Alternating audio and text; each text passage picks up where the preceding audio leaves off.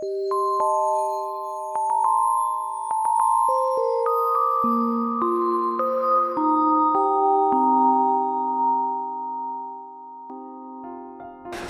this next talk is about how can I become talented.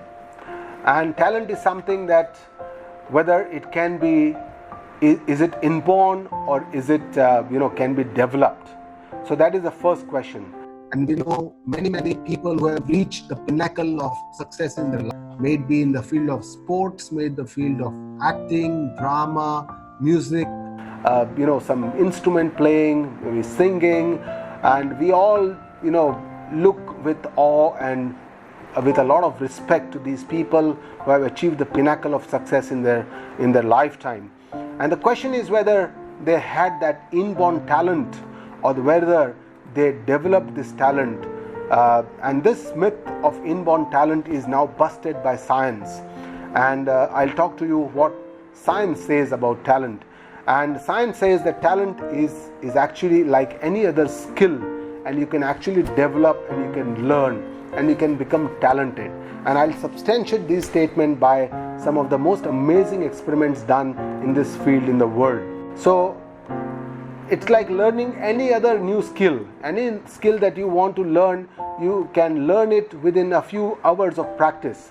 And it may be, depending on the individual person, maybe even 10 to 20 hours of practice, you could learn some new skill, some language, some maybe juggling or some skills, piano lessons or something. You're swimming, you could at least learn the basics of these skills, golfing or whatever it is, few hours of practice. But you want to master a skill, you want to become a master craftsman, you want to become a master surgeon, then it needs a lifetime of dedication. I mean, you cannot expect that just you spend few hours of practice and you can become a master skillsman in a particular skill. So the question is whether can I script my own journey of life. And there is this very beautiful experiment of a person called Laszlo Poles. I don't know whether you have heard about him or not, but he and his 3 daughters, it's a brilliant case story which will bring home the point. And this gentleman is a Hungarian gentleman. He was an educator. While he was doing his postgraduate studies, he was learning more about human intelligence, and this is the question that he confronted with, whether I can script my own journey, whether talent is inborn or talent is created. And in the process, he read about the autobiographies of almost 200 most successful people, right from Socrates to Einstein. And in this process, he felt that talent is something that you can develop, you can learn, it's a skill. You don't need to be born talented. That was his perception to start with. And he thought of doing an experiment, and he decided that I will probably, I'll make my children the most talented children in the world in a particular field.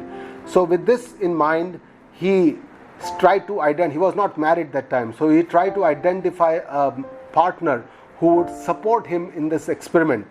Unfortunately, this lady Clara, she was a Russian language teacher who agreed to participate in this experiment, and both of them got married, and they had 3 daughters, Susan, Judith and Sophia.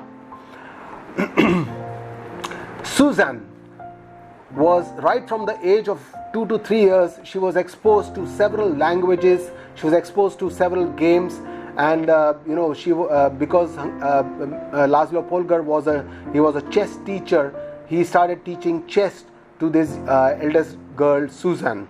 And it was a natural inclination, and that's why she started learning chess at the age of 4 years. And at the age of 5 years, she was so good that she was beating her father even in the game of chess. At the age of 6 years, she was so good that she used to go to the local gymkhana, and she used to beat people who are much older and were playing for many years. and then at the age of 10 or 11 she became a juniors chess champion, and she went on to become the world chess champion. Not only that, she went on to become the world's second best chess player in the world. So it was amazing.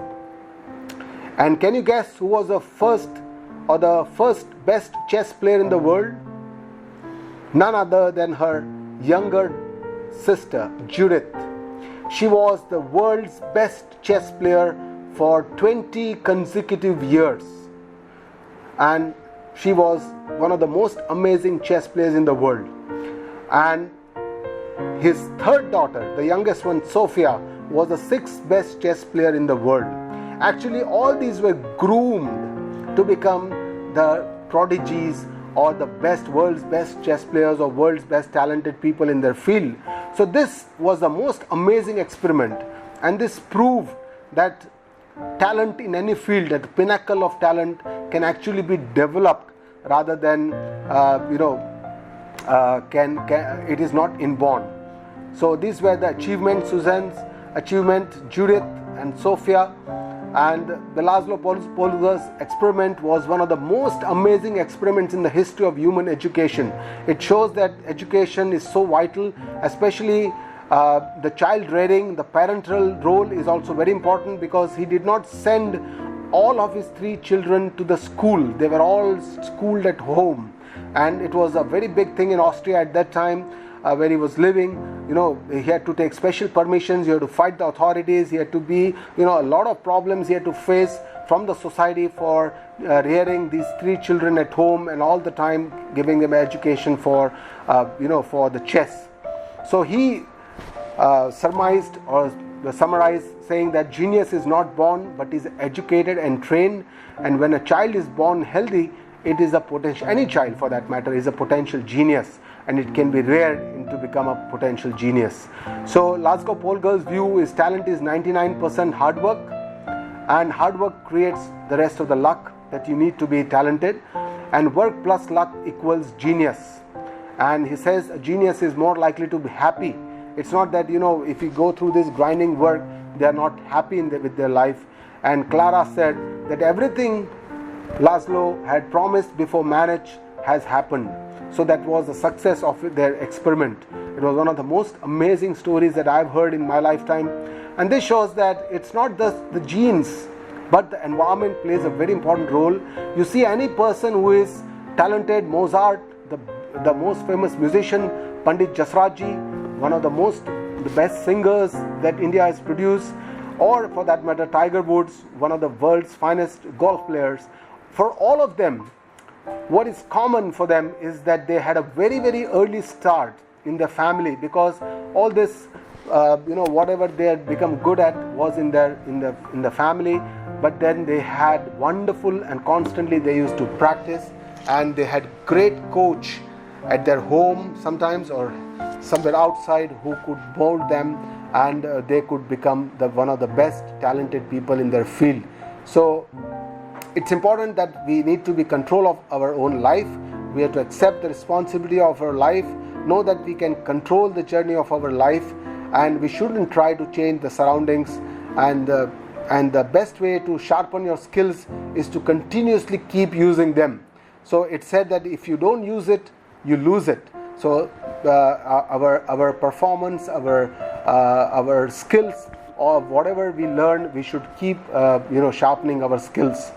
And this is another story that I would like to share with you, is about Michael Phelps, who is one of the most outstanding Olympian swimmers, has a world record of 28 gold medals, out of which he had 23 medals in Olympics, probably one of the world record for any individual person to win Olympic medals. And during the 2008 Beijing, he had 8 gold medals. And the story goes back to his 2008 Beijing 200-meter butterfly, that the moment he started that race, there was some water which went into his specs, and he couldn't see well.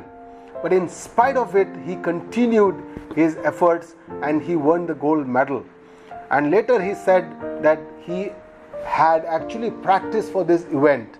So they prepare for every event.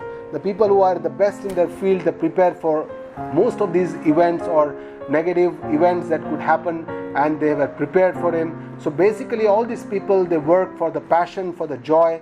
They are very committed people. They have a constant practice.